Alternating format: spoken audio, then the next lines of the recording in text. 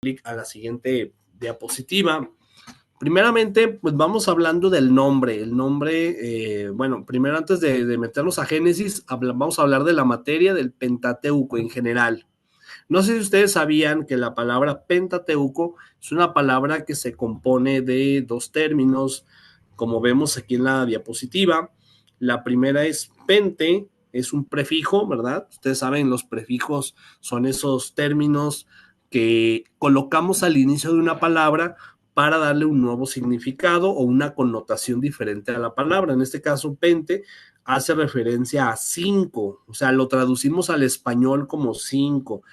De ahí que cuando hablamos del Pentateuco nos estamos refiriendo a cinco libros, por eso pente significa cinco. Bueno, por otro lado también el sustantivo, como vemos ahí, teucos, teucos es un sustantivo que significa rollos, o sea, tanto pente como teucos son, vamos a decirlo así, son términos griegos, dice ahí vocablos griegos, de los cuales se tradujo la palabra al español Pentateuco. Pente y teucos formaron en español la palabra Pentateuco. Entonces, se refiere a los cinco rollos que en este caso, pues digo, ustedes saben, antes de ser libros, hoy usamos nosotros los libros, pero antes de la existencia del libro, pues no había libros, había rollos. Antes de la imprenta, ¿verdad?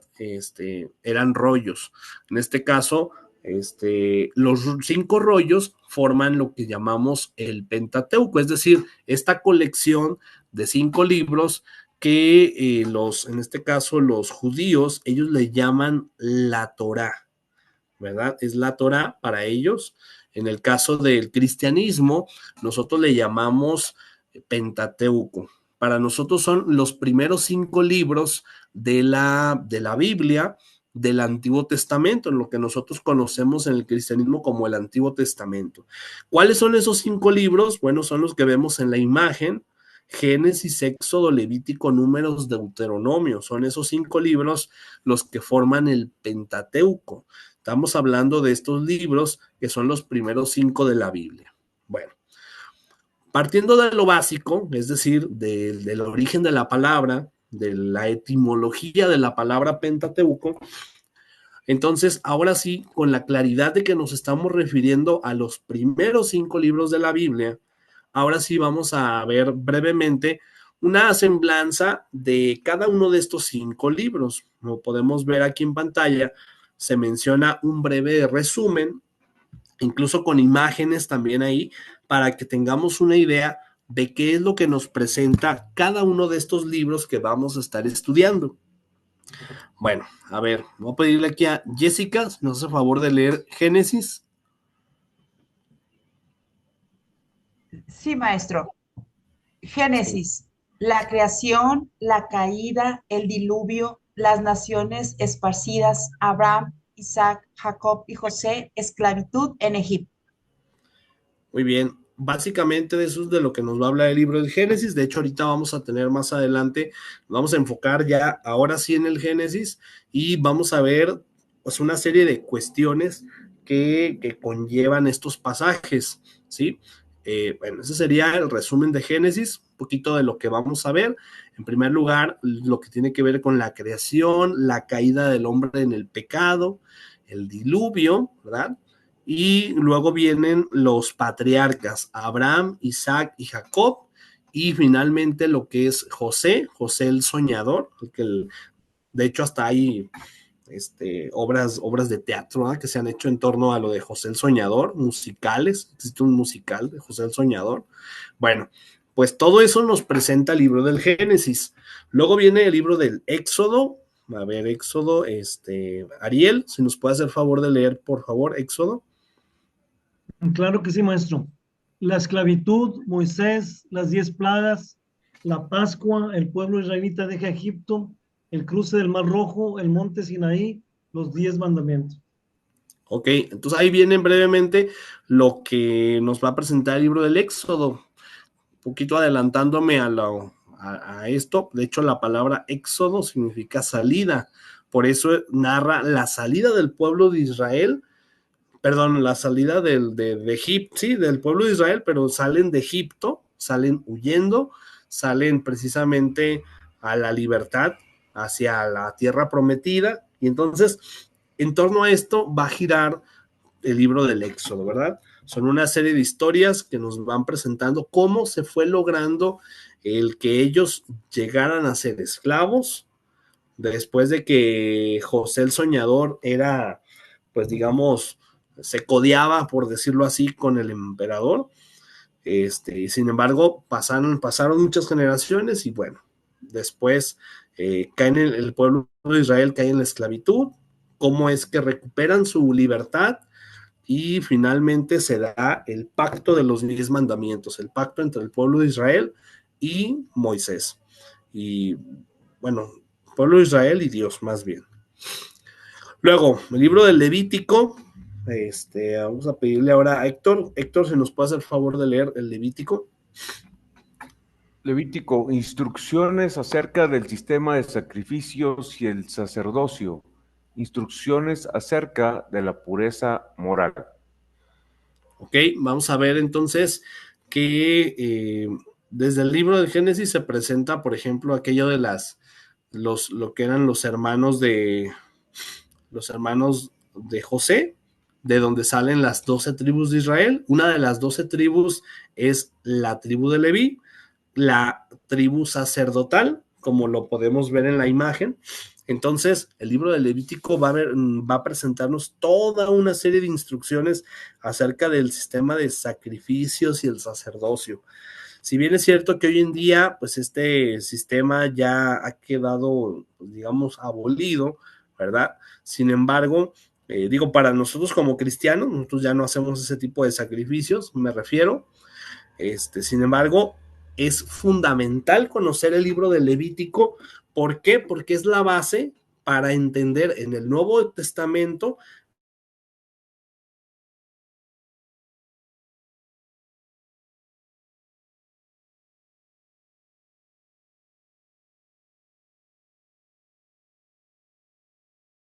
¿Escuchan al maestro?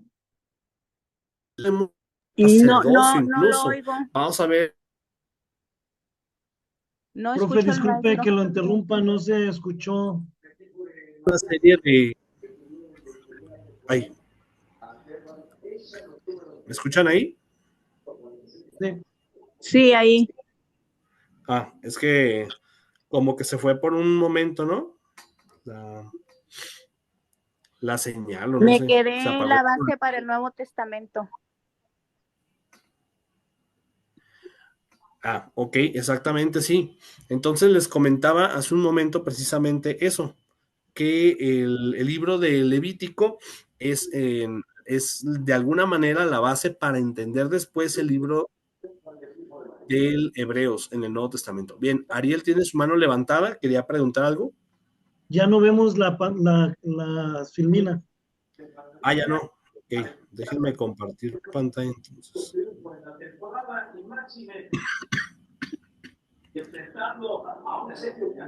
A ver, se supone que ahí otra vez ya debe estarse viendo. Excelente. ¿Sí? Ok, perfecto. Entonces, ahora le voy a pedir dice iPhone de María. Así dice. A ver, ¿nos puede hacer el favor de leer la siguiente diapositiva? Digo, el siguiente libro, que sería el de números. No puedo, maestro, porque estoy desde mi celular y no hablo o veo la filmina. Ok, muy bien. Discúlpeme por esta vez. No se preocupe, no hay problema. Entonces, seguiría. ¿Quién más? A ver, vamos a ver. A ver, ya participó Héctor, Jessica. Bien, vamos a poner. Jonathan, por favor, ¿puedes leer? Sí, maestro, números es. Todavía el pueblo se encuentra en el monte Sinaí, las personas hacen un falso ídolo, castigo, empiezan a vagar en el desierto. Así es, exactamente. Entonces vamos a ver cómo se presenta este problema de los ídolos, de la idolatría, que también es un tema muy fuerte que toca el Pentateuco en ese sentido, en el sentido de que Dios pide exclusividad para sí mismo, ¿sí? Él pide que precisamente nosotros como creyentes que solamente tengamos puesta nuestra fe en Dios, en el único Dios verdadero, en el Dios de Israel y no en otros dioses.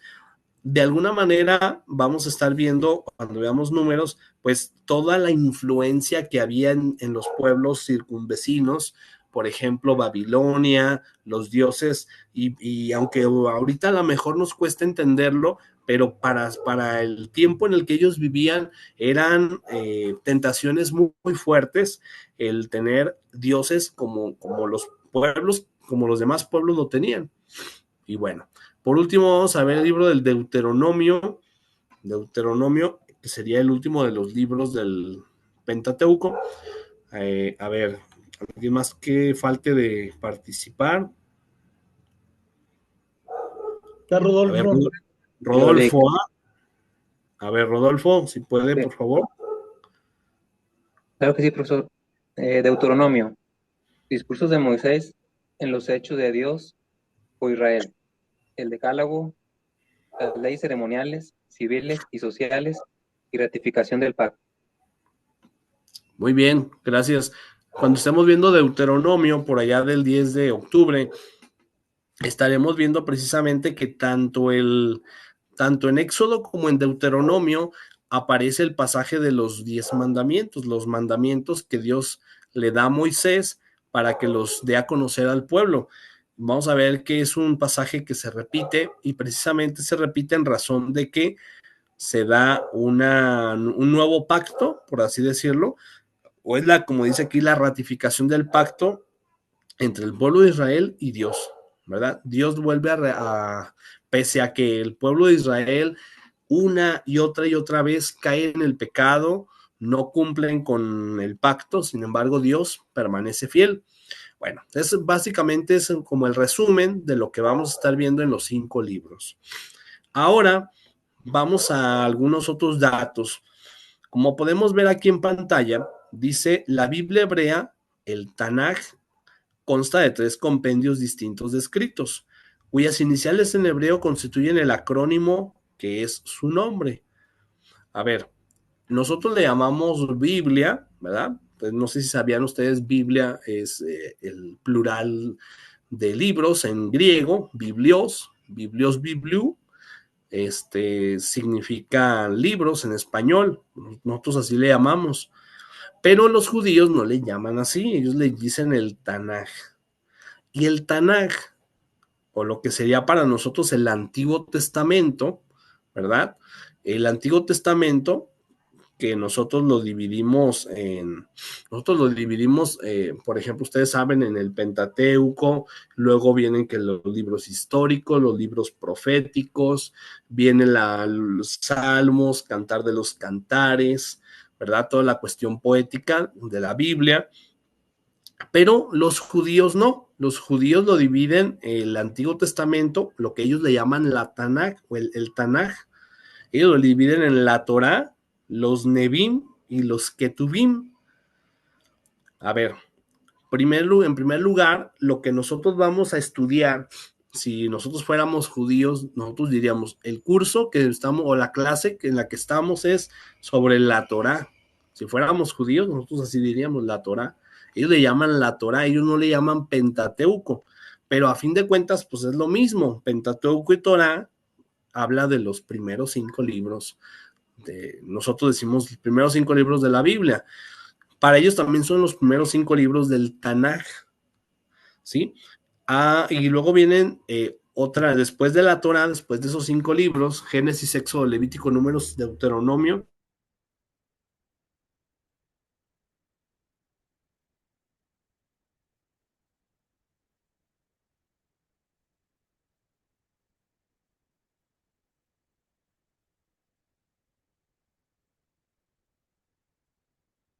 Profe, si nos puede oír, se me olvidó congelar la imagen.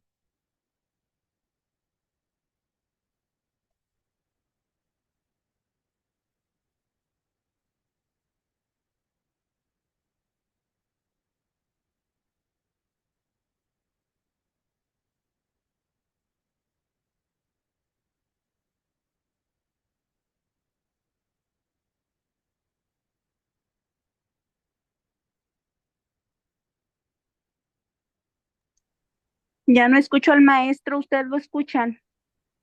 Tampoco. No, se congeló. Tampoco se ve ya lo que nos estaba mostrando de los hebreos.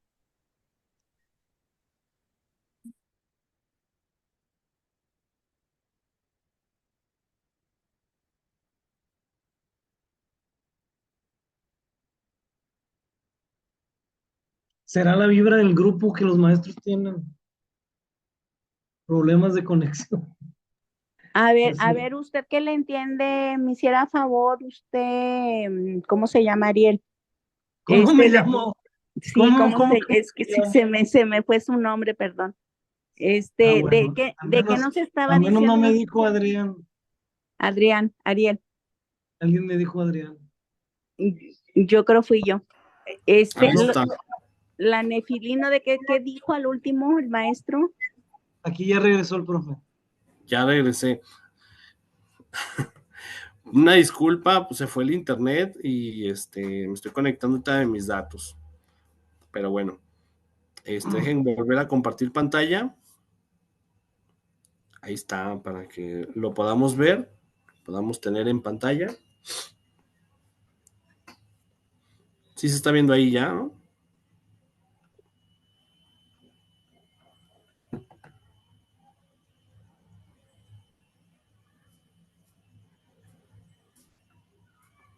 A ver, ¿qué tal? ¿Sí se ve ahí, Ariel?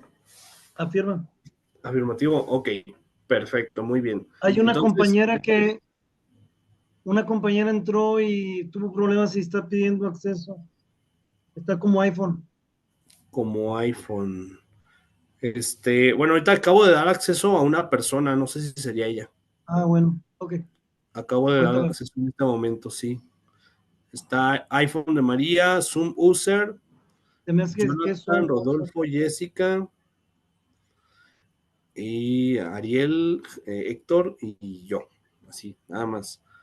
Bueno, entonces, vamos continuando si gustan, para verlo. Entonces, les comentaba pues la segunda parte para los judíos, ellos le llaman los Nebim a los profetas, todo lo que tiene que ver con los libros de los profetas, y los Ketubim son precisamente Cantar de los Cantares, Lamentaciones, Eclesiastés, Esther, Daniel, Esdras, Nehemías y Crónicas, junto con los Salmos y Proverbios. Todos esos libros formarían el resto de lo que es para nosotros el Antiguo Testamento, para los cristianos el Antiguo Testamento, para los judíos los Ketubim.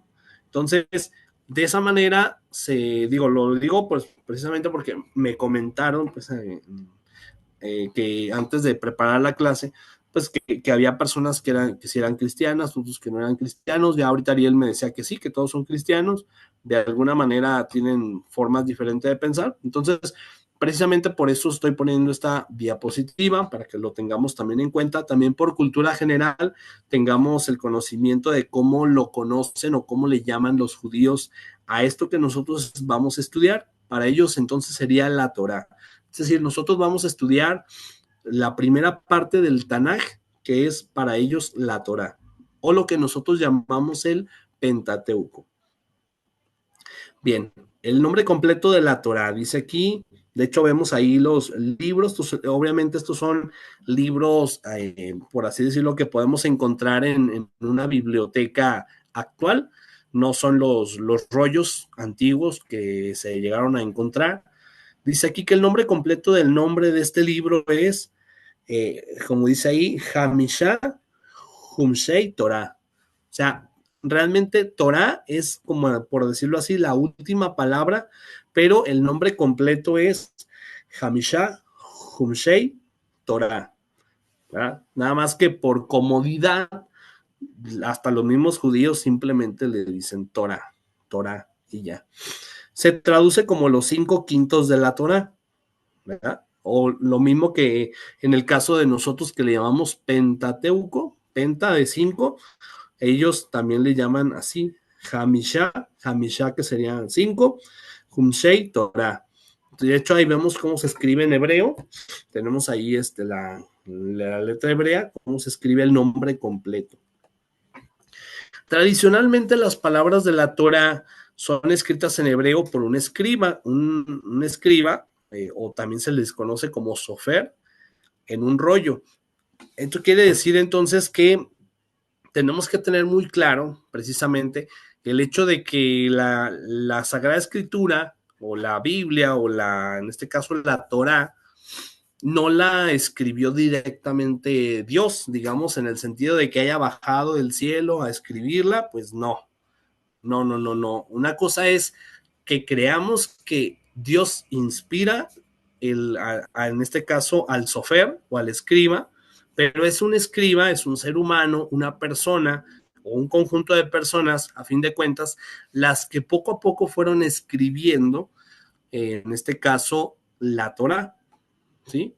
Entonces, para que lo tengamos muy en cuenta. Dice, una parte de la Torá es leída en público, al menos una vez cada 3 días en presencia de una congregación. La lectura pública de la Torá es una de las bases de la vida comunitaria judía. A ver, esto quiere decir entonces que es algo que se lee de continuo. Un judío continuamente va a estar precisamente en la lectura de esto. Es una costumbre de ellos. Bien. Si hablamos ahora sí concretamente de un dato específico, sería, por ejemplo, la autoría del Pentateuco. De manera muy general y por tradición, se le ha atribuido a Moisés la composición de los 5 libros. Aunque, como vamos a ver, ya cuando nos metamos al estudio más a detalle, vamos a ver que, por ejemplo, el Génesis, hay autores que dicen que no, que el Génesis no necesariamente lo escribió Moisés. Y ya vamos a ver ahorita por qué. Cuando veamos las 4 tradiciones que existen en el Pentateuco, nos vamos a dar cuenta que no pudo haber sido un solo personaje, por decirlo así, un solo, en este caso, un solo escriba, el que haya elaborado los 5 libros. Solamente que por tradición, de manera general, siempre se le han atribuido a Moisés la autoría del Pentateuco. Pero, como les digo, conforme vayamos avanzando, nos vamos a dar cuenta de que esto en ocasiones llega a ser cuestionable. Bueno, dice que así lo admitieron desde tiempos remotos los judíos, tal y como lo atestigua la tradición rabínica. En la tradición rabínica es donde se cree precisamente esto, ya que en el Talmud de Babilonia y en el Talmud de Jerusalén, pues así digamos, se afirma. De la misma forma lo admitieron los primeros cristianos. Entonces, de ahí que haya razones, digamos, para afirmarlo. Vemos que esto, digamos, tiene fundamento tanto en el Talmud de Babilonia como en el Talmud de Jerusalén. De hecho, viene ahí la cita precisamente de donde en específico encontramos la mención de Moisés como autor del Pentateuco. ¿Sí? Bueno, ahí está. Hasta aquí lo que hemos estado viendo es, digamos, una visión general del Pentateuco, así, de manera muy, muy general, como para que tengamos al menos las bases. Ahora sí, vamos a comenzar a hablar del Génesis, del libro del Génesis, que sería el primero de los libros que vamos a estar viendo. Primeramente vamos a ver algunas generalidades del libro del Génesis, que son importantes considerar. A ver, le voy a pedir aquí a Zoom User, dice ahí en el nombre, no sé cómo se llama realmente, si nos hace favor de leer la diapositiva.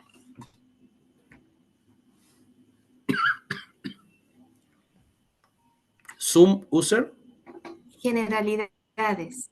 Sí. Recibe su nombre directamente del latín Génesis, que significa principio. Precisamente deriva del 1:1 que dice: en el principio creó Dios los cielos y la tierra. Fue escrito originalmente en hebreo bíblico y su nombre en esa lengua es Bereshit, en el principio. Tiene un total de 50 capítulos y 1534 versículos. Muy bien, gracias. ¿Su nombre es cuál, perdón, para no decirles un user? Paloma. Paloma, muy bien, gracias, Paloma. Gracias. Bueno, en primer lugar, vemos, hablando otra vez del nombre, primeramente hablemos del nombre, de dónde surge el nombre de Génesis. Si revisamos nosotros las traducciones, digamos, tanto en el original hebreo, Bereshit, como dice ahí, como en las demás traducciones, en el griego y en el latín, siempre estas palabras, digamos, nombre, se ha traducido al español como principio. Si tú buscas en un diccionario latín, Génesis, la traducción al español es principio. Curiosamente, en griego, pero con letras griegas, claro está, también se pronuncia Génesis. Igual, Génesis. Si tú buscas un diccionario griego o español, igual significa en español principio. Y Bereshit, que es el nombre original que se le dio a esto que conocemos hoy como libro de Génesis, también significa principio. Y como dice ahí, pues toma su nombre, o esta es la referencia que encontramos, está en el capítulo 1, versículo 1, que dice: en el principio creó Dios los cielos y la tierra. Es la primera frase que nos vamos a encontrar al iniciar el libro del Génesis. En el principio creó Dios los cielos y la tierra. Entonces, pues ahí está. Es precisamente de donde toma su nombre este libro. Y lo de los capítulos y versículos, ahí está, 50 capítulos y 1534 versículos vamos a encontrar. Es un libro bastante extenso por el número de capítulos que tiene. Sin embargo, vamos a ir viendo que a pesar de lo extenso, es muy, muy sencillo de entender, ¿sí? Si lo comparamos, por ejemplo, no sé, por ejemplo, con Levítico o con Números, nos vamos a dar cuenta que Génesis es muy sencillo de entender, porque ante todo es un texto narrativo. Entonces, nos cuenta historias, nos cuenta sucesos, ¿verdad?, del pasado, y bueno, pues ahí está. Aquí tenemos lo que es el contenido temático del Génesis, es decir, ¿qué pasajes bíblicos nos vamos a encontrar en el libro del Génesis? Si quisiéramos hacer como un resumen, por así decirlo, de cuáles son los pasajes que nos vamos a encontrar, en primer lugar tendríamos que ver que Génesis está dividido en dos grandes partes, o lo tendríamos que dividir en dos grandes partes. La primera parte dice la historia de los orígenes. Hagan de cuenta que del capítulo 1 al capítulo 11, esos primeros 11 capítulos, nos presentan una serie de historias. Cuando digo historias me refiero a narraciones. Son narraciones que nos va a presentar el mismo libro del Génesis acerca de cómo surge, por así decirlo, es como una forma de explicar cómo surge desde la creación del mundo todo lo que vemos aquí. Y en esta parte sí quiero ser muy, muy específico, muy claro, porque muchas de las veces vemos, por ejemplo, en redes sociales, que hay personas que de alguna manera contraponen la fe y la razón, o la fe y la ciencia, y dicen que, pues, digamos, echan por tierra todos los argumentos que presenta la Biblia para desmentir y para decir que más bien el tema de la evolución es lo real, por así decirlo. ¿Qué tenemos que decir al respecto? Bueno, en primer lugar, la Biblia, o en este caso el libro del Génesis, no pretende ser ni es un libro de ciencia.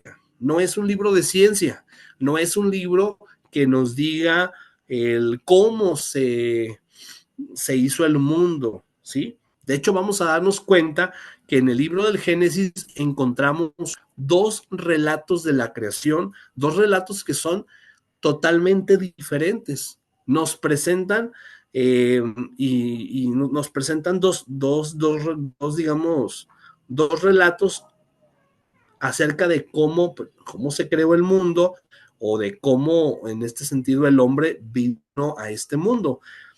Sin embargo, lo que sí tendríamos que tener muy en claro es que si bien es cierto que la Biblia no es un libro de ciencia, la Biblia sí es un libro religioso.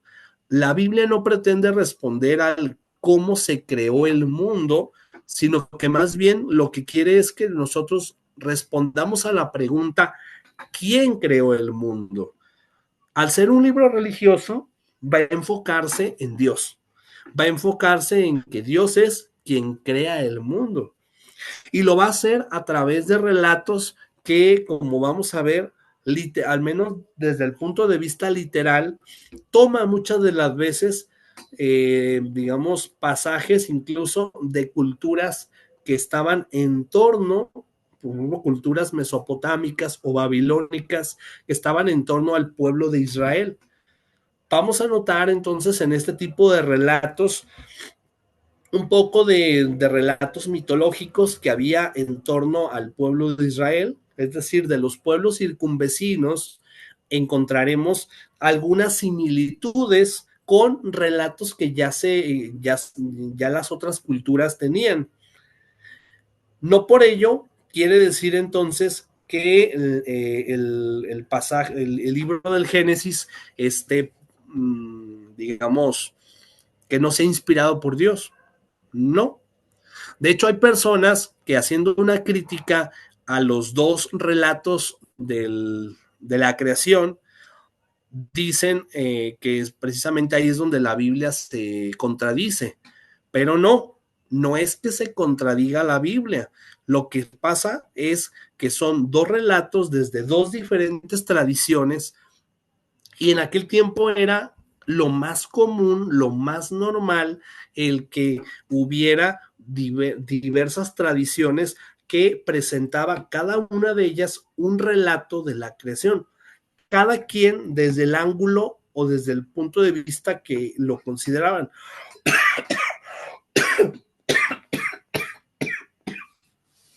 Perdón. Entonces, la primera parte del libro del Génesis son los primeros 11 libros y vamos a encontrar ahí pasajes como los que vemos en las imágenes, por ejemplo, los relatos de la creación. En el capítulo 1 veremos que hay un relato de la creación, en el capítulo 2 está otro relato de la creación, luego viene la caída del hombre, donde precisamente el famoso pasaje del fruto prohibido, donde precisamente vamos a encontrar a Eva dándole a comer del fruto prohibido a Adán, y luego viene aquello de que se sienten desnudos, Dios les pregunta por qué se esconden, ellos responden que porque están desnudos, y entonces viene este diálogo entre Dios y Adán y Eva, ¿no? O sea, ¿qué fue lo que pasó? ¿Cómo se dieron cuenta de eso? Y entonces viene todo el desenlace que conlleva esto. Luego viene la intervención de Dios, dice la sentencia que sería, en este caso, la encontramos ahí en el capítulo 3, donde Dios le dice a Adán, ganarás el pan con el sudor de tu frente. En el capítulo 4 y 5 vamos a encontrar la historia de Caín y Abel, como vemos en pantalla, precisamente estos dos hermanos, que uno de ellos presenta una ofrenda agradable a Dios y el otro presenta una ofrenda que no fue agradable a Dios, por lo cual, en este caso, Caín tomó la iniciativa de matar a su hermano Abel. Vemos entonces el progreso, como dice ahí, el progreso del mal en la humanidad, cómo el mal tiene consecuencias, es decir, la desobediencia de Adán y Eva tuvieron consecuencias para toda la humanidad, incluso hasta en sus hijos Caín y Abel. Del capítulo 6 al 10 encontraremos lo que tiene que ver con el relato del diluvio universal, es decir, aparece Noé en el diluvio universal, se crea el arca, toda esta narración nos va a llevar 4 capítulos. Luego dice consecuencias del pecado, la alianza de Dios. Se crea una alianza entonces entre Dios y el pueblo. Luego viene lo que es el capítulo 11, la Torre de Babel. también ustedes, me imagino, alguna vez han escuchado hablar de esta historia en la cual se quería construir una torre tan alta, que llegara hasta Dios, ¿verdad? De alguna manera Dios lo toma como un desafío, como una actitud de orgullo, y resulta ser que logra confundirlos porque empiezan a hablar en diferentes lenguas.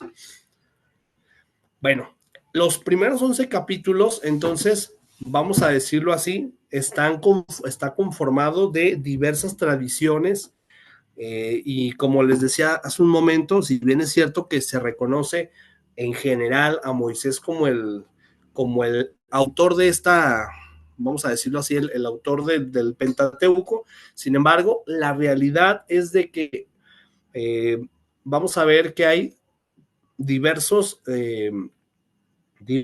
autores, diversas tradiciones de las cuales se fue componiendo el Pentateuco, y desde luego que el libro del Génesis también. A partir del capítulo 12, desde el 12 hasta el 50, todos esos 39 capítulos, vamos a encontrar lo que es la historia de los patriarcas. Los patriarcas son Abraham, Isaac y Jacob, precisamente. Abraham, Isaac y Jacob son los 3 patriarcas. Con ellos se inicia toda esta historia del pueblo elegido, el pueblo escogido por Dios.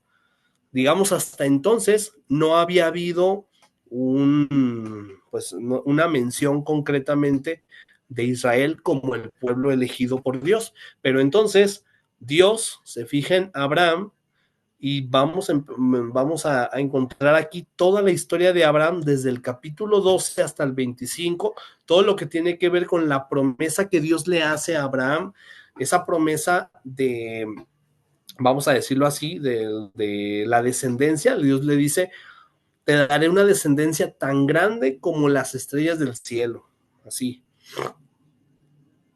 Y luego viene pues todo lo que tiene que ver con incluso el sacrificio de Isaac, ¿verdad? Ustedes saben, tuvo un hijo por fin, después de que su esposa Sara no podía tener, porque ya era una mujer mayor. Y bueno, vemos ahí también el sacrificio de Isaac, que Dios le manda: sacrifícame a tu hijo. Y cuando estaba a punto de matarlo, el ángel del Señor lo detiene para que no le haga daño a su hijo. Entonces, del 26 al 27 encontramos la vida de Isaac, del 28 al 36 encontramos la vida de Jacob, todos los relatos acerca de la vida de Jacob, del 28 al 36, todo lo que tiene que ver incluso con cómo le robó la primogenitura, ¿verdad?, a su hermano. ¿Se acordarán ustedes ese pasaje de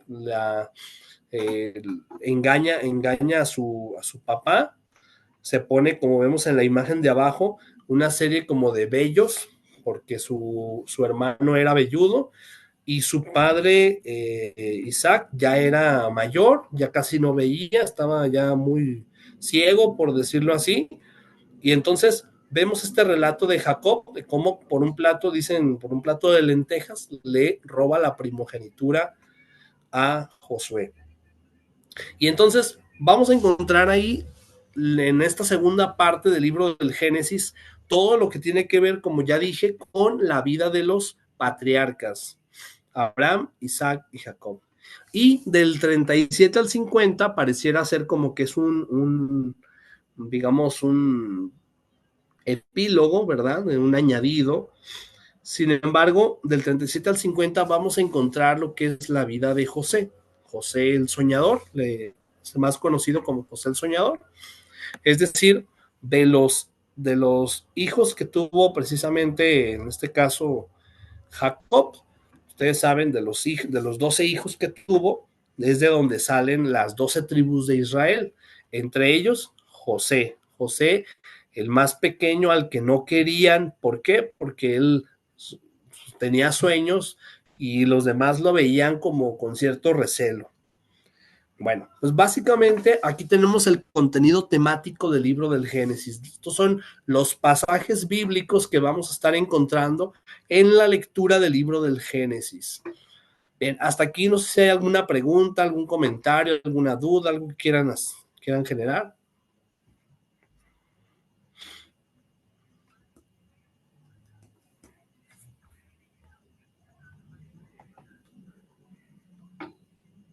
¿No?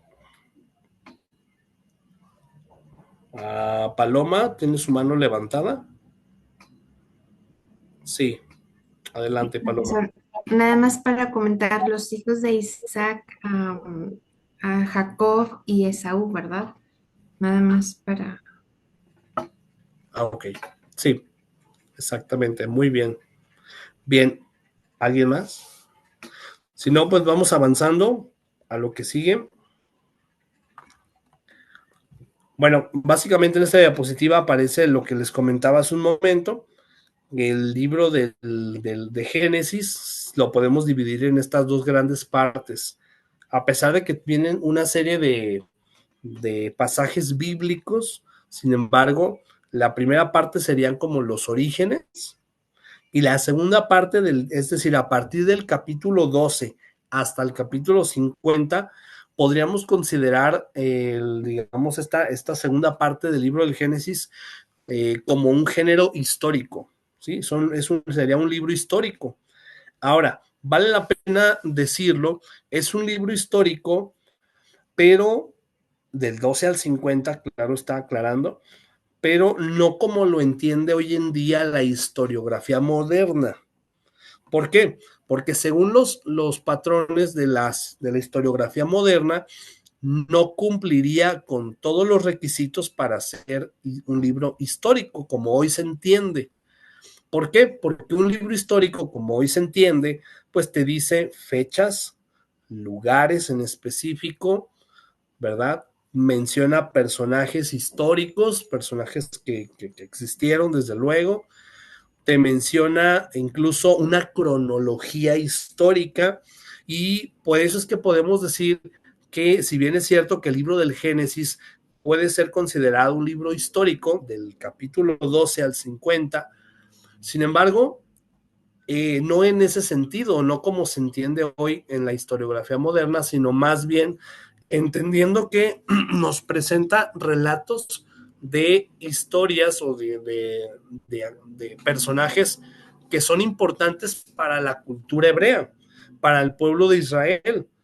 Abraham, Isaac y Jacob, los patriarcas, nos presenta la historia de estos patriarcas y bueno, básicamente eso sería. Y bueno, avanzamos a lo que sigue. Dice, los primeros 11 capítulos combinan la historia primitiva con el relato de la creación del mundo, de los primeros seres humanos, combina la historia primitiva con la caída y la expulsión de Adán y Eva en el jardín del Edén, también combina la historia primitiva con el asesinato de Abel por parte de su hermano Caín, y combina la historia primitiva con el arca de Noé y la torre de Babel. Son básicamente las imágenes que tenemos en la pantalla, en la diapositiva. Son los pasajes que encontramos ahí en esos primeros 11 capítulos del libro de Génesis. Hablando de los últimos 39 capítulos, bueno, pues como vemos ahí, encontramos ya algunos datos o algunos pasajes en concreto. Por ejemplo, contienen la historia de los patriarcas que ya les comentaba, relatan la elección por parte de Dios de Abraham, que incluso pasa a llamarse Abraham. No sé si ustedes ya habían o tenían conocimiento de esto, pero incluso en la Biblia, pueden ustedes revisarlo, originalmente se llamaba Abraham, así como se escribe aquí en la primera parte, sin la H. Cuando Dios hace el llamado a Abraham, le agrega a su nombre esta H, Abraham. Pasó a llamarse Abraham. Es decir, hay un cambio ahí en cuanto al nombre, porque para la cultura hebrea, el nombre es de alguna manera lo que habla de la misión que va a tener esa persona en este caso en la historia de la salvación. cuál es la misión que tiene esta persona en este mundo. Y entonces de ahí que para la cultura hebrea el nombre sea algo importante, trascendente. Por eso es que incluso vemos ese cambio, si a lo mejor no lo habíamos notado, pero es un cambio el agregarle una H ahí. Y luego dice la promesa de Dios a Abraham, de que todos los pueblos de la tierra serían bendecidos a través de su descendencia. Es decir, Dios lo hace padre de las naciones, ¿verdad? Por eso le dice, te daré una descendencia tan grande como las estrellas del cielo. Luego en el punto 3 se habla de la destrucción de Sodoma y Gomorra. Aquí en el Génesis también vamos a escuchar esta historia acerca de Sodoma y Gomorra. Estos dos pueblos que estaban viviendo en el pecado ya de manera habitual, ya de manera descarada.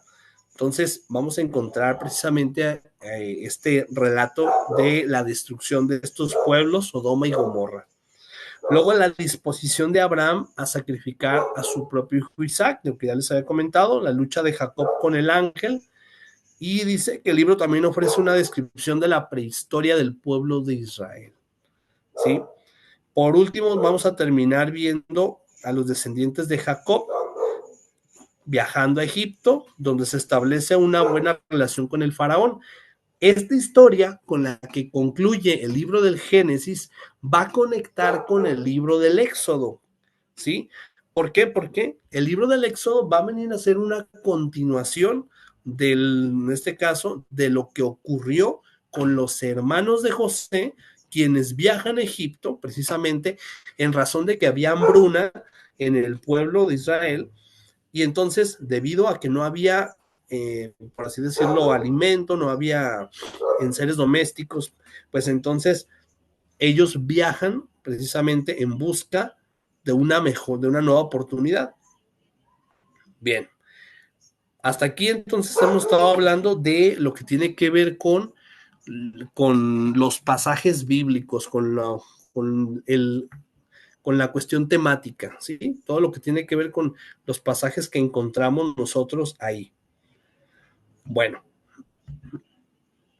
vamos entonces ahora a avanzar un poco más ya dejando de lado los relatos que encontramos en el Génesis para ver a continuación cómo se fue conformando el libro del Génesis. Y en general, hablemos del Pentateuco. El Pentateuco se fue formando a partir de 4 tradiciones, lo que les comentaba hace un momento. Son 4 tradiciones las que vemos aquí en pantalla: yavista, eloísta, deuteronomista y sacerdotal. Estas 4 tradiciones, por así decirlo, conviven en la formación del escrito del Pentateuco.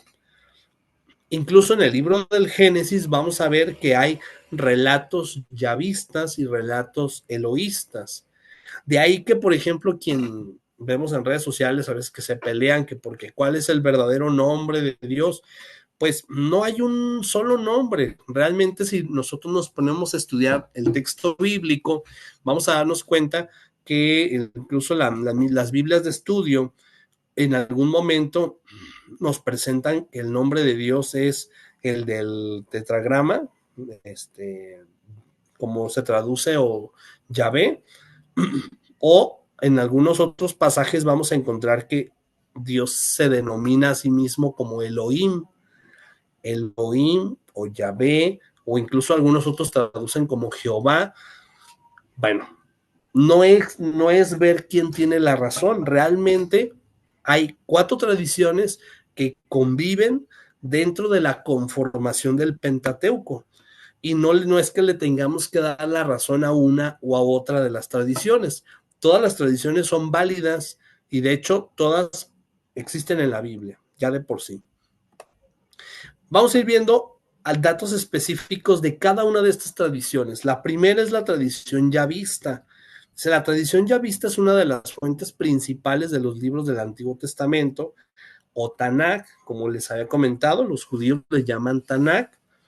En el Génesis encuentran algunos de sus relatos.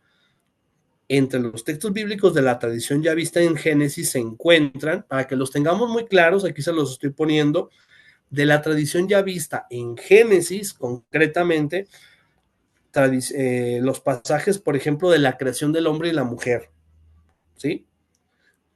Ustedes saben que en uno de los relatos de la creación se habla de que el hombre fue creado por digamos, por lo que llamamos nosotros el barro, ¿no? O sea, por tierra. Dios tomó de los elementos que había en la naturaleza, en este caso la tierra, del barro, y de ahí creó al hombre. Y luego, no, pues que al hombre le sacó a Adán, le sacó de una costilla y de ahí nació la mujer, o de ahí salió la mujer. Bueno, todos estos relatos precisamente son de tradición ya vista. El relato de la creación del hombre como un paisaje, paisaje aislado. De hecho, solamente en uno de los dos relatos vemos precisamente la creación del... No, perdón, quise decir, en los dos relatos pues, vemos la creación del hombre, pero en un diferente momento. Si ustedes revisan, por ejemplo, el capítulo 1 y el capítulo 2, en algunos dice que al hombre lo crearon hasta el final, mientras que en el del capítulo 2, al revés, crea al hombre, después del hombre sigue creando más naturaleza. Luego dice, la creación de un jardín en el Edén, también es de tradición ya vista, la promesa de que el hombre abandonaría a sus padres para unirse a su mujer, este texto que conocemos de que el hombre dejará a su padre y a su madre, se unirá a su mujer y los dos serán una sola carne, pues ese pasaje también es de tradición ya vista. Entonces, ahí tenemos pasajes concretos del Génesis que son de tradición ya vista. ¿Sale? Luego, dice, la tradición ya vista se caracteriza por, aquí yo quiero que lean porque ya estoy hablando mucho.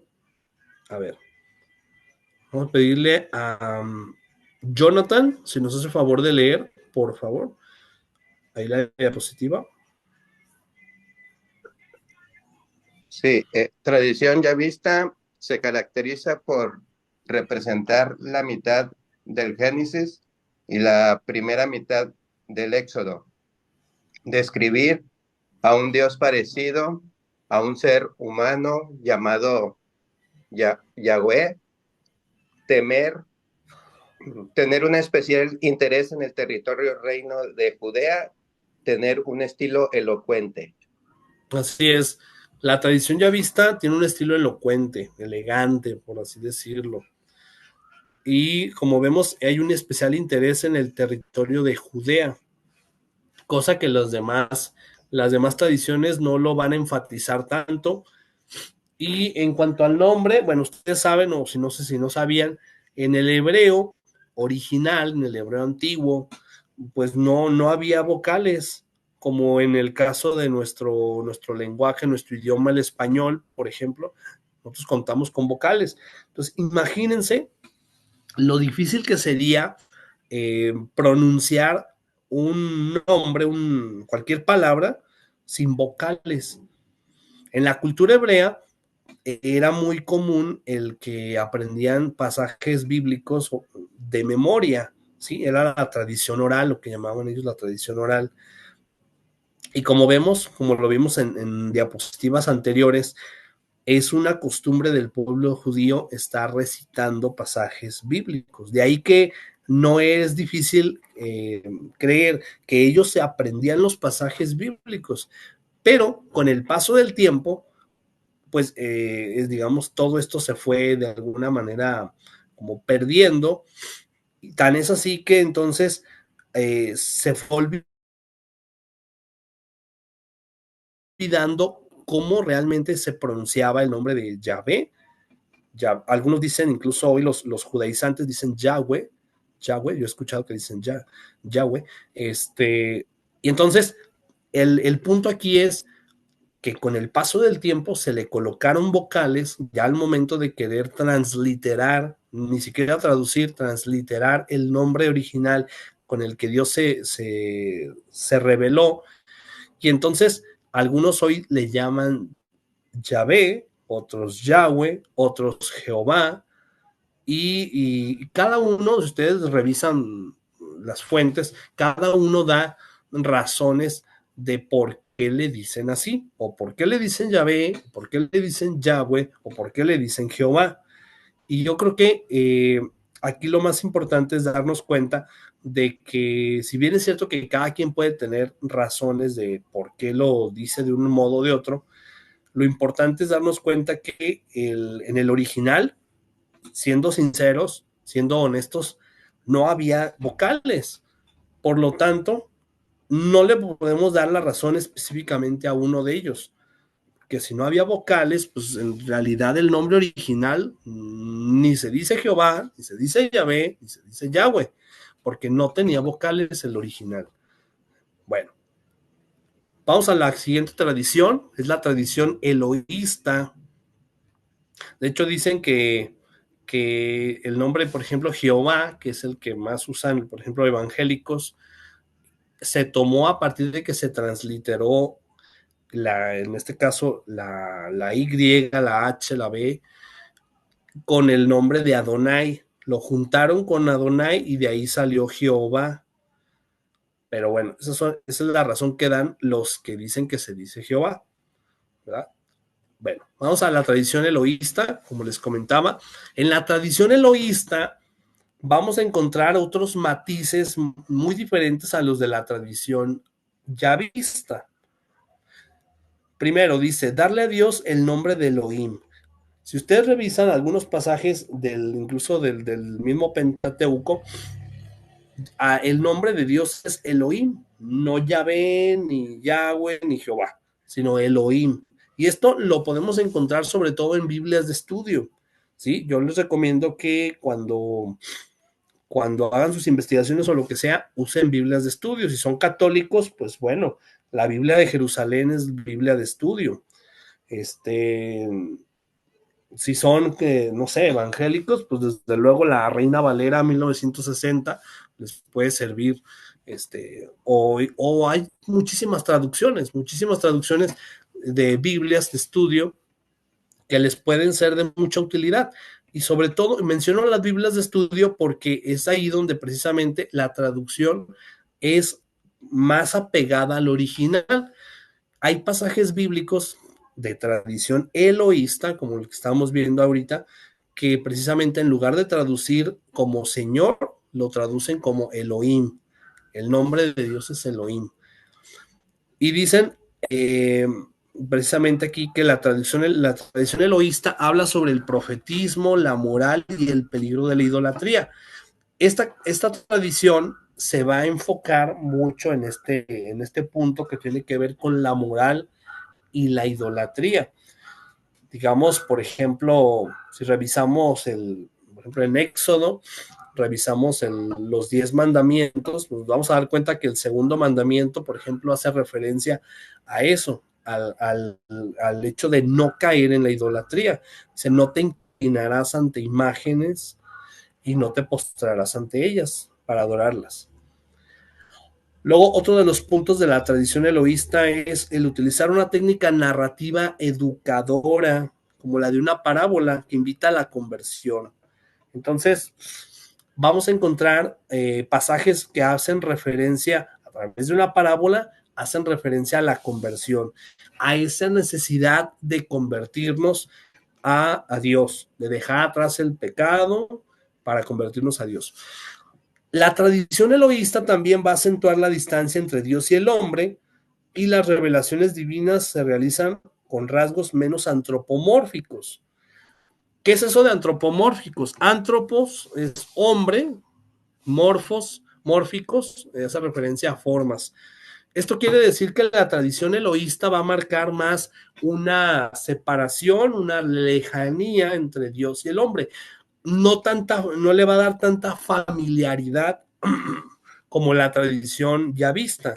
La tradición yavista vemos precisamente en los textos que encontramos, por ejemplo en Génesis, una relación muy estrecha entre Dios y el hombre. Por ejemplo, los relatos de la creación, los relatos de, dice aquí, el jardín del Edén, la promesa que el hombre, todos estos pasajes, entonces, hacen referencia precisamente a esta relación estrecha entre Dios y el hombre en la tradición ya vista, mientras que en la eloísta, en la tradición eloísta, vamos a notar que hay más bien una relación de, digamos, de comportamiento moral entre el hombre y el guardarnos del pecado en general, de la idolatría. En ese sentido, la tradición eloísta, vamos a decirlo así, que pretende, como vimos en el punto anterior, hacer una referencia a que el hombre necesita convertirse a Dios a través del comportamiento moral, a través de ese comportamiento moral que tiene que seguir a través de esas leyes, a través del cumplimiento de la ley, es como nos acercamos a Dios. Luego bien, vamos a ver a continuación una tercera tradición. Ya vimos hasta el momento la tradición yavista, la tradición eloísta, y ahora vamos a ver la tradición deuteronomista.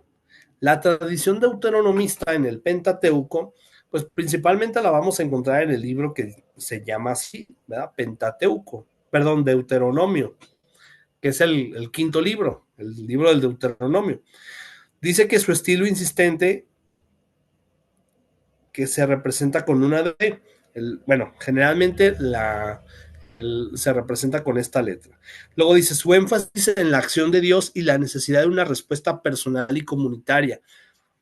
Por eso es que vamos a darnos cuenta que esta tradición constantemente va a hacer como digamos aquí, un énfasis en la respuesta del hombre. ¿Cuál es nuestra respuesta frente a la propuesta de Dios? Dios nos propone un pacto, una alianza. Y entonces la tradición deuteronomista va a hacer referencia concretamente a eso, al pacto, a la alianza entre Dios y el hombre. O incluso, aún habiendo de por medio, por ejemplo, Moisés o Aarón, un representante ante Dios, sin embargo, la tradición deuteronomista va a hacer referencia a eso. De hecho, ustedes saben, nomos es ley, nueva ley o segunda ley. Deuteronomio es lo que significa. Y entonces esta tradición se va a enfocar en eso. Y dice su origen en un momento de crisis de la unidad de Israel alrededor del siglo VI antes de Cristo. Esta tradición surge entonces alrededor del siglo VI antes de Cristo y surge precisamente como esa necesidad de que le respondamos a Dios. Respondamos ante el pacto que está queriendo realizar con nosotros. ¿Cómo vamos a lograr cumplir ese pacto? Pues mediante el cumplimiento de los mandamientos. Vemos aquí algún texto que hace referencia a la tradición deuteronomista. Concretamente tenemos Génesis 24:40. En Génesis 24:40, a ver, voy a pedir aquí a alguien que nos haga favor de leer el cuadro azul.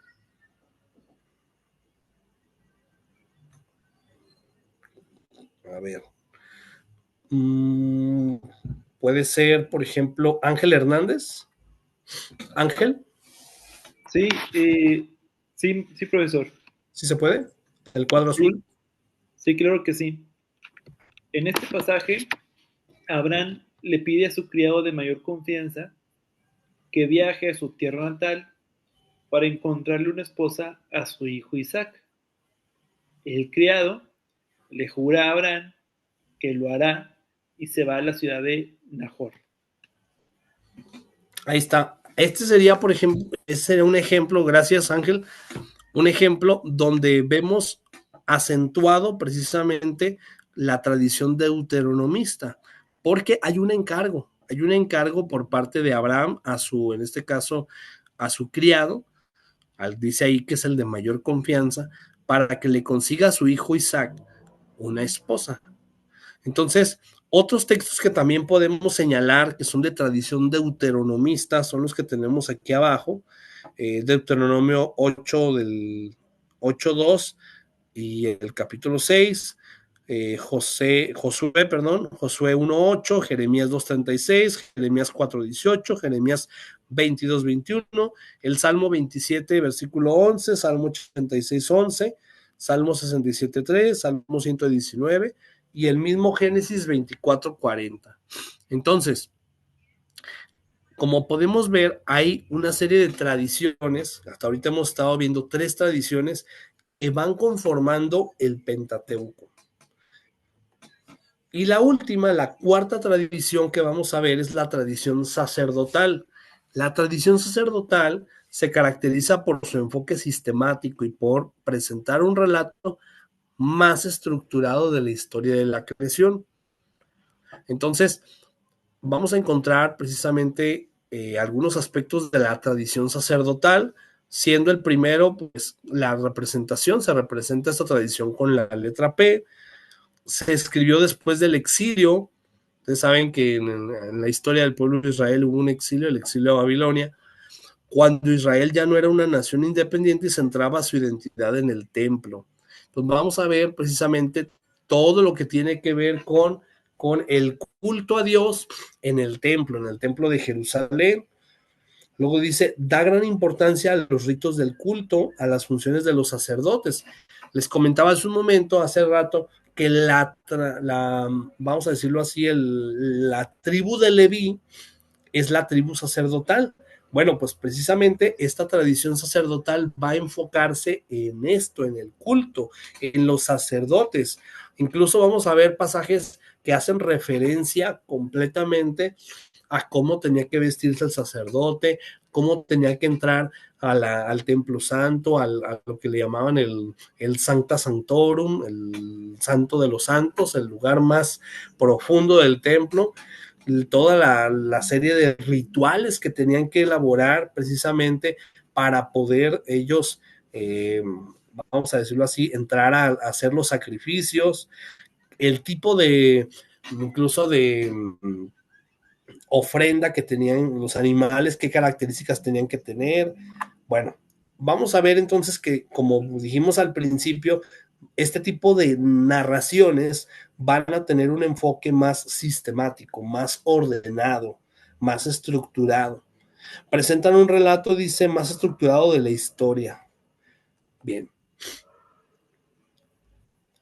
Hasta aquí hemos estado viendo lo que son las 4, me voy a volver hacia atrás, las 4 tradiciones con las que se ha conformado no solo el Génesis, sino también en general el Pentateuco.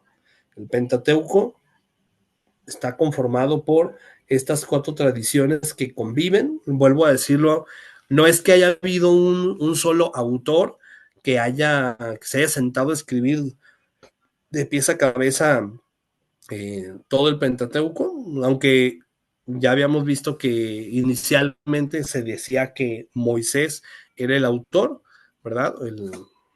En ambos Talmud viene esta cuestión, pero vamos a darnos cuenta que en realidad conviven estas 4 tradiciones en la conformación del Deuteronomio, tanto la yavista como la eloísta, la deuteronomista y la sacerdotal. Simple y sencillamente basta con fijarnos en el aspecto del nombre.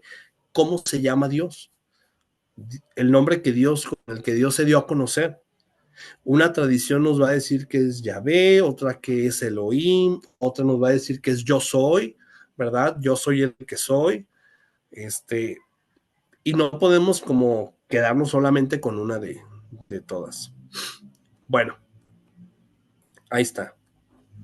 Vamos ahora si no hay preguntas, vamos a avanzar. No sé si alguien tenga alguna pregunta, alguna duda. ¿No? Bueno. Después de haber visto las 4 tradiciones, ahora... Sí, adelante, Ángel. Gracias, discúlpeme que le interrumpa. Fíjese que sí me quedé pensando en una duda. A ver. Se me hacen muy interesantes estas tradiciones que usted me comparte. Nos comparte el grupo. Pero estas tradiciones, me surge lo de ahí, ¿dónde o quién las identificó? Es decir, eh, ¿qué autores o cómo se identificaban estas tradiciones ya formalmente como estas 4? Ok, muy bien, es buena pregunta. Mira, ahorita el dato no lo traigo aquí preparado. Te prometo que la siguiente clase con todo gusto te lo tengo ya. ¿Sale? Muchas gracias, maestro. Ok, sí, por nada. Muy bien. Entonces, no sé si alguien más tenga alguna pregunta, duda. Queda de tarea entonces investigar esa cuestión, concretamente autores. ¿Sí? Yo quería Profesor. comentar. Ah, Sí, adelante. Adelante, adelante. ok. Entonces, como, bueno, lo que entiendo, lo que es el Pentateuco, eh, habla, es más que nada el cómo se iba eh, a caminar el pueblo de Dios, ¿no? Me imagino que en el Pentateuco va encaminado a cómo guiarse, a cómo presentarse a Dios, a cómo llamarlo. Me imagino que es una forma en la que yo lo puedo entender. No sé si estoy bien o estoy fuera de lo que estoy entendiendo, vaya. Sí, el Pentateuco nos va a presentar digamos, se van a sentar las bases para explicar primero cómo se da la creación del mundo y la creación del hombre. Se da también las bases para establecer la promesa de Dios, en este caso con Abraham, la promesa del Mesías, después de la caída, después de la caída se da esta promesa con Abraham y junto con ello se establece un pacto, una alianza entre Dios y el pueblo de Israel. Esa alianza se genera a partir de los 10 mandamientos, a partir de los mandamientos que Dios le da a Moisés para que se los muestre al pueblo, y a partir del cumplimiento de la ley es donde el pueblo entonces, por así decirlo, alcanzaría salvación, ¿sí? Entonces, básicamente eso es lo que nos presenta. Se sientan las bases para después esperar la venida del Mesías. Vendrán después los profetas, vendrán los reyes y posteriormente el Mesías en el Nuevo Testamento. Se cumple en este caso la promesa del Mesías. Ok, Bien. gracias. No sé si alguien más tiene una pregunta, ¿no? Bueno, vamos entonces a avanzar. Son ya las 9:41 y vamos a ver entonces 9:45. Dice aquí, en forma de pregunta, ¿el Génesis es original en su forma literaria? Esa es la pregunta. ¿Es original en su forma literaria el Génesis?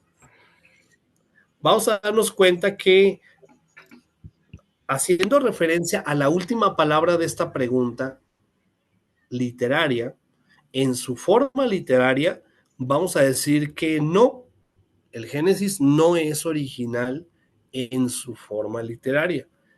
¿Y por qué decimos que no? Bueno, precisamente porque nos podemos dar cuenta que en la literatura antigua de los pueblos cercanos a Israel, por ejemplo, la región de Mesopotamia, se encuentran leyendas que hablaban de los orígenes del mundo. Entonces, concretamente las estoy mencionando abajo, también en las imágenes que tenemos a un costado, podemos darnos cuenta cuáles son esas leyendas que hablaban del origen del mundo. Es decir, el pueblo de Israel no fue el único pueblo que se planteó en un primer momento cómo se creó el mundo, ¿sí? Porque pues no estuvieron ellos en el momento de la creación, pero sí lo veían como necesario el tener muy claro cómo se creó el mundo. Y vuelvo a decirlo, el libro de la Biblia, en este caso el libro del Génesis, o la Biblia no pretende ser un libro de ciencia que nos diga tal cual cómo surgió, cómo se dio, ¿sí? Sino que más bien es un libro que pretende responder a quién creó el mundo. Y entonces vamos a ver que el libro del Génesis, en los relatos de la creación, se ve influenciado por algunos escritos, por algunas leyendas del origen del mundo, como son los que mencionamos abajo, el Enuma Elish, la epopeya de Atra-Asis y el poema Gilgamesh. Son los que tenemos ahí en pantalla. Y bueno, brevemente vamos a ver un poco acerca de cada uno de ellos para ver dónde están las coincidencias entre el relato del Génesis y estos libros. El primero, el Enuma Elish. Se fijan en la imagen que tenemos en pantalla, es una captura de pantalla tal cual, pero les subrayé por colores precisamente para que tengamos una lectura más fácil. Y en color amarillo, voy a leer solo lo que está en amarillo, dice: Enuma Elish es un mito babilónico que tiene una serie de conexiones literarias y culturales con el relato de la creación del Génesis. Entonces, ¿en qué se parece el Enuma Elish y el Génesis? En el relato de la creación, sería la respuesta. En el relato de la creación. Y luego abajo dice, en amarillo, siguiendo la lectura en amarillo, Marduk, el Dios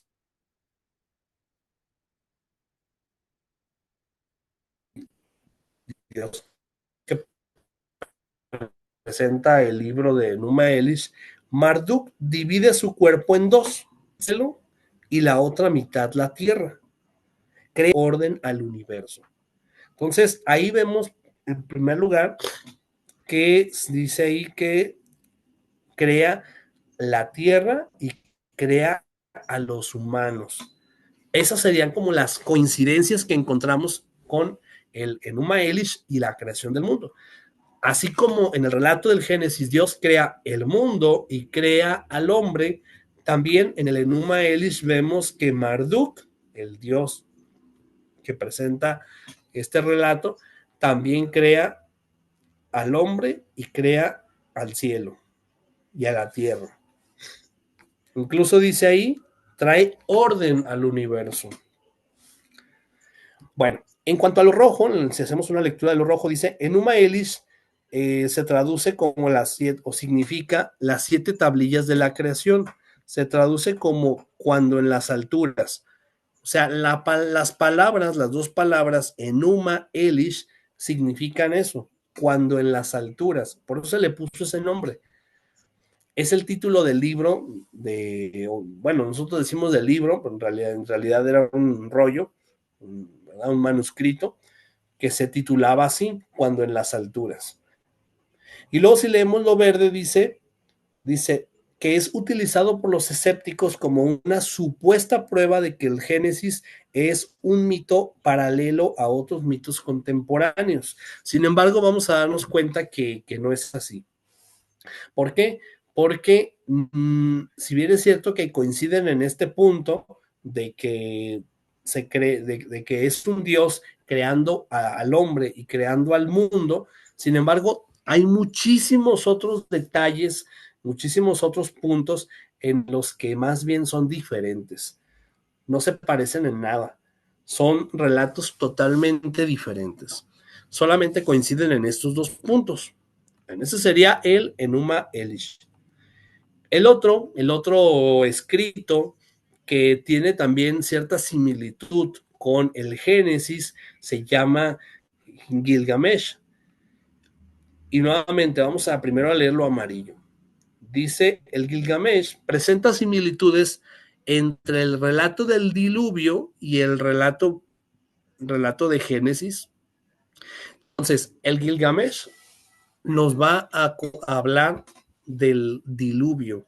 ¿Se fijan? El Enuma Elish, el anterior, la coincidencia que tenía con Génesis era en la creación del mundo.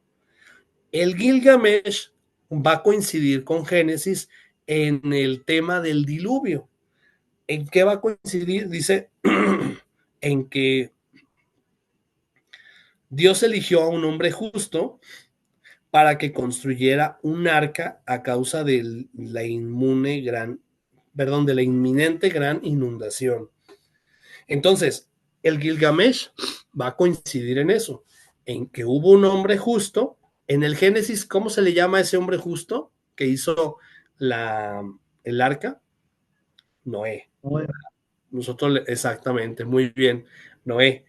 Y si se fijan, les puse en color rojo, encerré en rojo la frase hombre justo, y acá abajo también en rojo.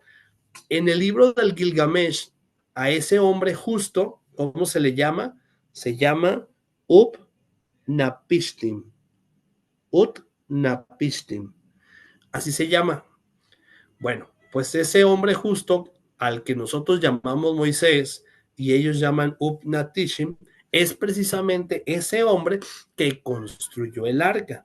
Si vemos acá en verde, dice, el Dios creador de la tierra eligió a Utnapishtim para que construyera un arca cuadrada de 6 pisos.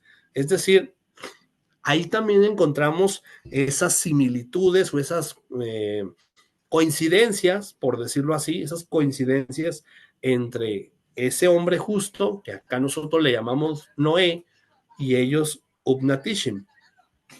Por último, dice en color azul, a mediados del siglo XIX se desenterró la epopeya del Gilgamesh en unas ruinas de la gran biblioteca de Nínive. Entonces, ahí es donde encontraron este escrito del Gilgamesh, siglo XIX, en una biblioteca de Nínive. Ahí fue donde se encontró. Entonces, vemos aquí precisamente otro relato que tiene una cierta coincidencia. Hay coincidencias en cuanto al contenido. Y por último, la epopeya de Atrahasis, que coincide con Génesis 2.7. ¿De qué nos habla Génesis 2.7? Dice aquí en color amarillo, dice, en la epopeya de Atrahasis se narra el origen de la humanidad. La diosa Mami creó la humanidad utilizando arcilla. Es interesante destacar la afinidad con el momento en el que Aruru crea a Enkidu utilizando arcilla y su saliva.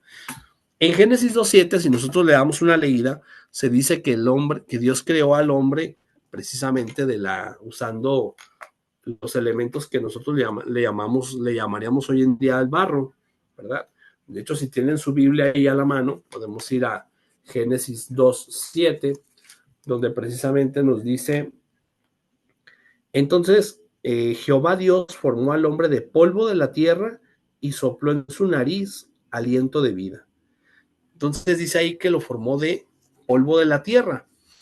Mientras que en el relato o en la epopeya de Atrahasis dice que creó al hombre, creó la humanidad utilizando arcilla y saliva. Entonces ahí vemos una cierta coincidencia entre estos textos.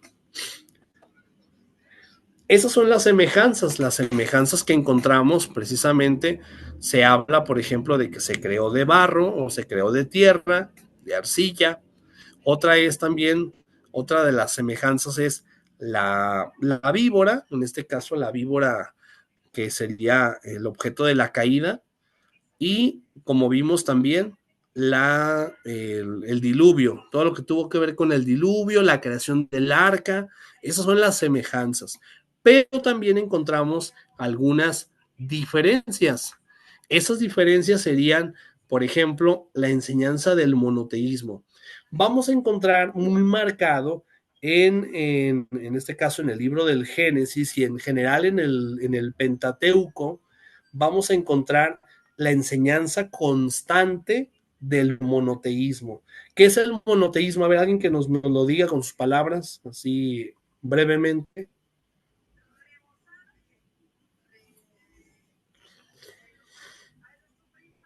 No, nadie. La creencia de que hay un solo Dios, profe. Depositar la fe en un solo Dios. Es correcto, muy bien. Un solo Dios, mientras que los demás pueblos, los demás relatos, nos van a presentar la existencia de muchos dioses. Ellos nos van a hablar de que eran politeístas, Incluso esa es precisamente la tentación que constantemente sufría el pueblo de Israel. A lo largo de todo el Pentateuco vamos a ver que muchas de las veces el pueblo cayó en la tentación de la idolatría a causa de que creían o querían poner su confianza en otros dioses. Mientras que el libro en este caso, los relatos como el relato del Génesis, el libro del Génesis, en general el Pentateuco, nos va a hacer mucho énfasis en la enseñanza del monoteísmo, creer en un solo Dios.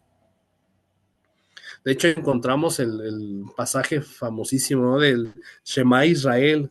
Shema Israel.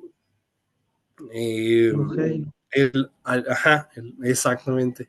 Señor nuestro Dios es uno. Exactamente. Que hace referencia a que es un solo Dios, no muchos dioses. Luego dice, la Biblia habla de un Dios amor. Esa es otra de las diferencias que vamos a encontrar. ¿Por qué? Porque en los otros escritos, por ejemplo, acá en el Enuma Elish, vamos a darnos cuenta que, por ejemplo, Marduk, pues era un dios malvado, no era un dios de amor como el que nos presenta la Biblia. Entonces, vamos a encontrar incluso que esos dioses se peleaban entre sí, había una serie de situaciones ahí que distan mucho del Dios de amor del que nos presenta la Sagrada Escritura. Y finalmente, otra de las diferencias que encontramos es que se presenta sobrio y concentrado en la reflexión teológica, mientras que los otros relatos vamos a ver que más bien ellos se van mucho por el lado mitológico y fantástico. Sin embargo, los escritos de la Biblia son sobrios y, vamos a decirlo así, más concentrados en la reflexión teológica. ¿Sí? Entonces, básicamente esas son las semejanzas y las diferencias que podemos encontrar tanto en este caso, en el libro del Génesis, en los relatos del Génesis y en los otros relatos que ya vimos atrás, la epopeya de Atrahasis, el Gilgamesh y el Enuma Elish.